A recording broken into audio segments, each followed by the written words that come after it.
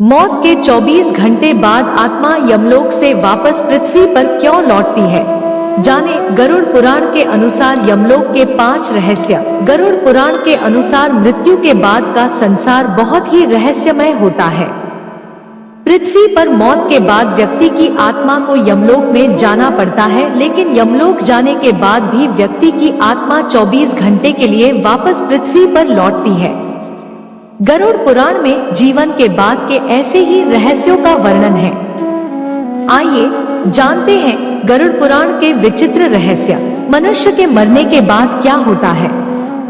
क्या उसे सभी दुखों से मुक्ति मिल जाती है, या फिर इस संसार को छोड़ने के बाद किसी दूसरे संसार में उसकी एक और यात्रा शुरू होती है? कई बार ऐसे सवाल हमारे मन में आते हैं। आपके मन में भी अगर मृत्यु के बाद के संसार के बारे में जानने की इच्छा होती है तो आपको गरुड़ पुराण पढ़नी चाहिए। गरुड़ पुराण में मृत्यु के बाद क्या होता और आत्मा को किस मार्ग से गुजरना पड़ता है, इन बातों का वर्णन मिलता है। आज हम आपको बताएंगे कि मृत्यु के बाद आत्मा वापस धरती पर क्यों लौटती है। आइए जानते हैं मृत्यु से जुड़े गरुड़ पुराण के 5 रहस्य।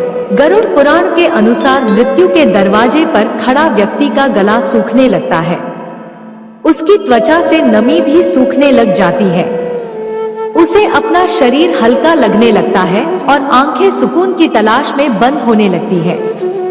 मृत्यु के समीप खड़े व्यक्ति को आवाजें आनी बंद हो जाती हैं।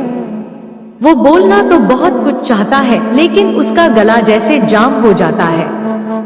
इसके बाद यमराज उसके प्राण खींचने के लिए आते हैं, जो केवल उसी व्यक्ति को दिखाई देते हैं।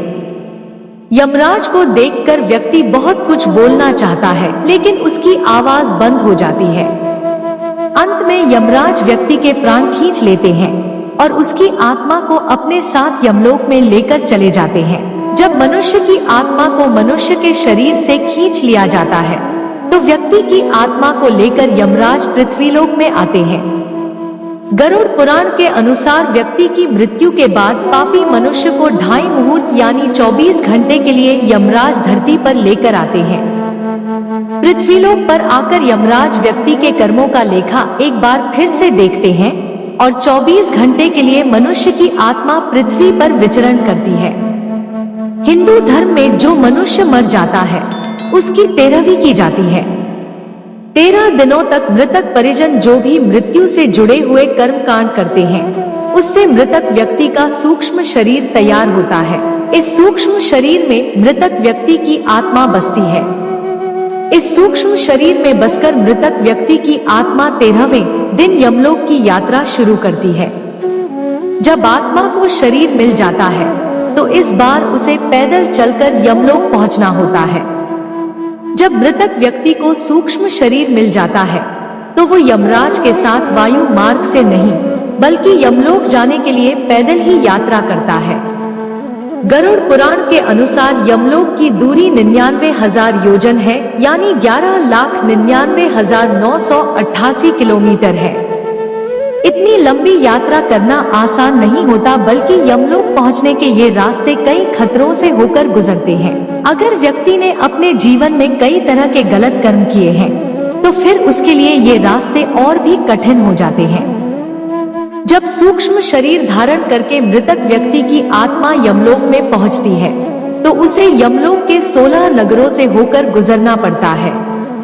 इन 16 नगरों में किसी व्यक्ति को उसके कर्मों के अनुसार ही फल भोगना पड़ना है। अगर किसी व्यक्ति ने जीवन में दूसरों का बुरा करके कामयाबी हासिल की हो तो उसे इसी के अनुसार सजा दी जाती है।